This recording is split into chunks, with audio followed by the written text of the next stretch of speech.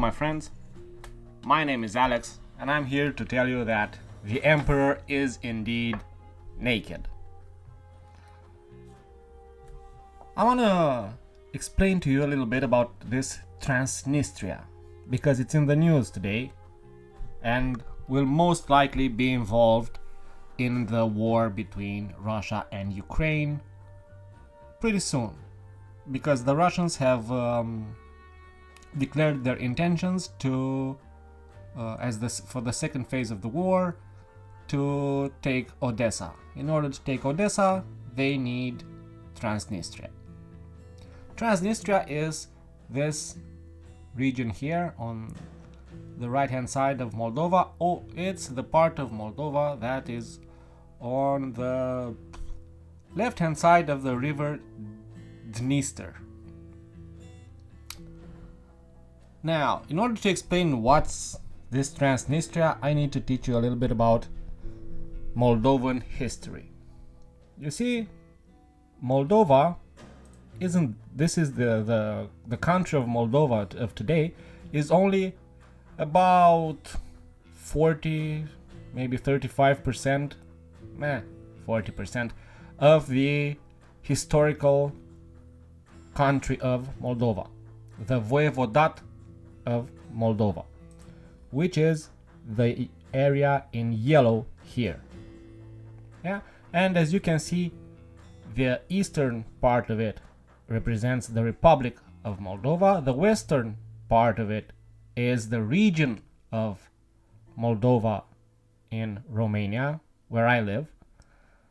The southeastern part of it was given to Ukraine by the Russian communist pest, the invaders, and the northern part of it was taken by the same Red Scourge under Stalin in 1940.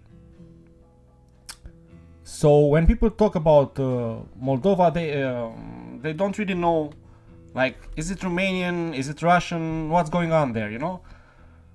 Moldova is just as Romanian as Transylvania and Wallachia. We are, in fact, in the Middle Ages, for most of Romanian people's history, Moldova was the stronger and the richest of the three principalities. Much stronger than Wallachia, at least.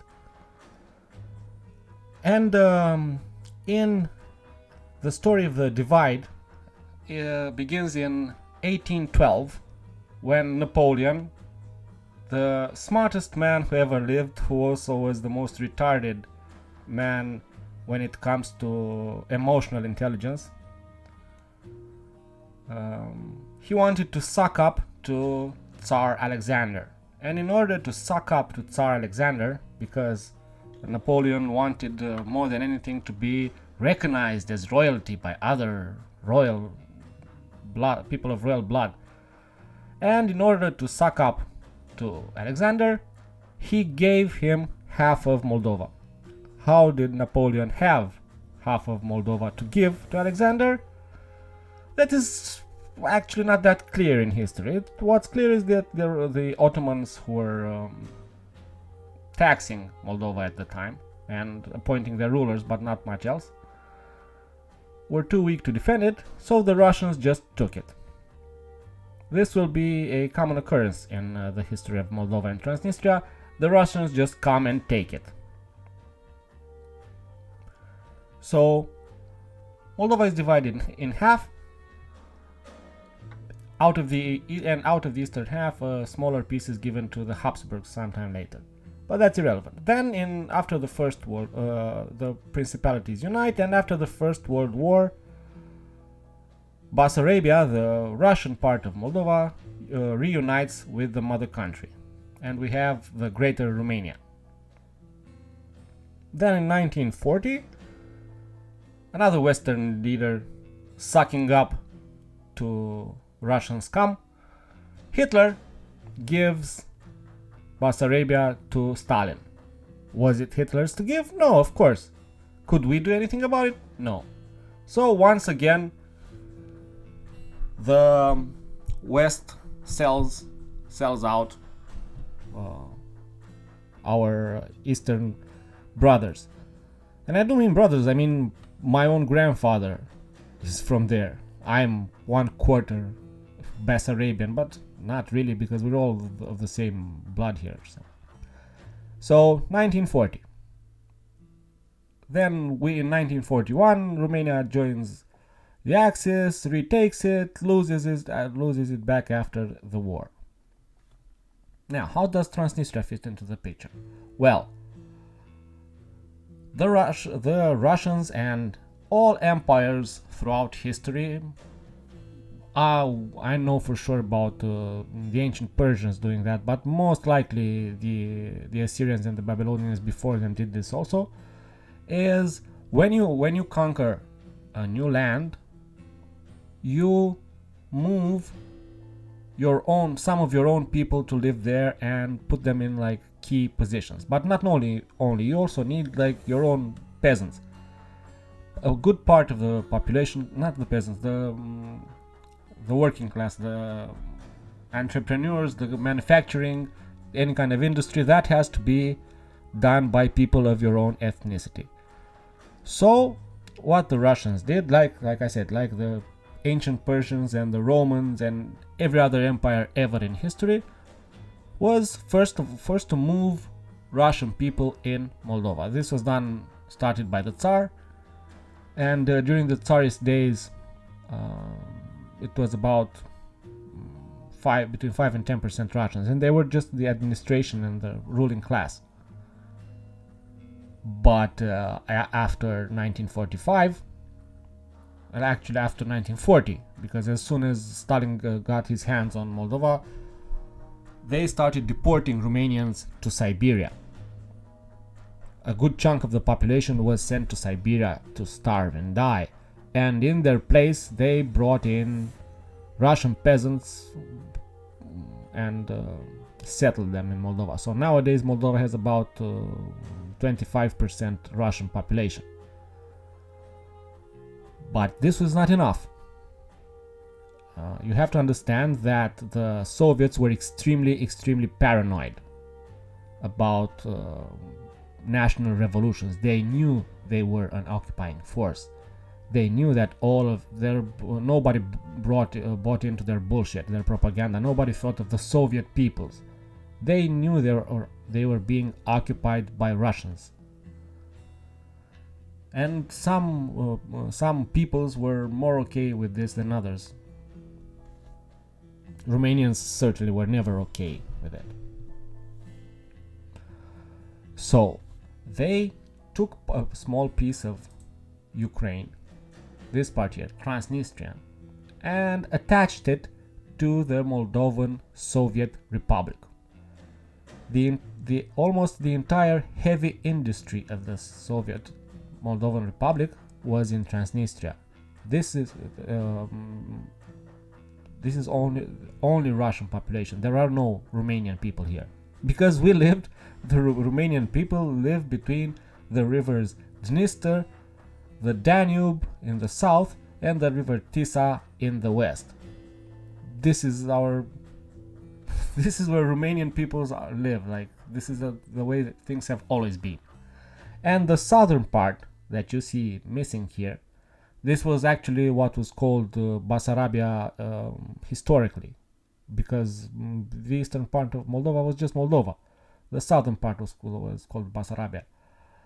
That part was just simply taken by the Soviets and attached to Ukraine, and simply completely depopulated of Romanians. So there are almost no Romanians here today. Maybe in some villages in the next to the Danube, but other than that, they were just spread out across the entire USSR. So we get to the fall of the Soviet Union, and Moldova had a vote on their independence. And they, the anti-Romanians, the Russians basically, Moldova used this argument to this day, and the Kremlin's propaganda uses this argument to this day, that you see, Moldavians had a vote on their independence, and they chose to be, they don't want to be united with Romania, they want to be independent. Well, no, because the fall of the Soviet Union was done by the KGB and it was planned. And for Moldova, the plan was very simple. The vote was on, do you want Moldova to be independent? If you vote yes, then it's independent. If you vote no, then it goes back into the Soviet Union or Russia or whatever, or Ukraine. There was no option to vote to be united with Romania. So Moldova became an independent state, and very soon after, Transnistria broke away. Which of course they did. Transnistria is a state that is fully controlled by the KGB, the FSB today. Everything about it just screams FSB. And yesterday there was a clear false flag attack. This was the most clear false flag attack I have ever seen in my life. It's ridiculous. So the headquarters of the state security, so the KGB, of the literal secret service of this, was attacked from the street with a Western-made anti-tank missile, like the ones that the Russians have just captured by the shitload in Ukraine, because Ukrainians aren't exactly the most competent army, and the Russians have a lot of Western tech now. So one of those missiles, somebody snuck into Transnistria and attacked the headquarters of the secret apparatus without hurting anybody. This is reason enough to use inside Russia to justify bringing Transnistria into the war. And I've seen Russian Telegram claims that the Romanian army is secretly planning with Moldova to invade Transnistria, and the Ukrainians will also invade Transnistria. This is complete bullshit. We in Romania may have now a leader that is a US stooge. He's a very slightly competent general that led our troops in Afghanistan. And Romania's troops in Afghanistan were basically police. So he's basically a fat policeman that knows how to take orders. So that's why he's in charge. Romania is not planning any invasion of any Transnistrian anything. The Moldovans don't want it. The Moldovans can't give it up, because no country can ever give up a territory, because as soon as you give up one territory, you have justified claims for every other part of your territory to break up. You no longer exist as a country.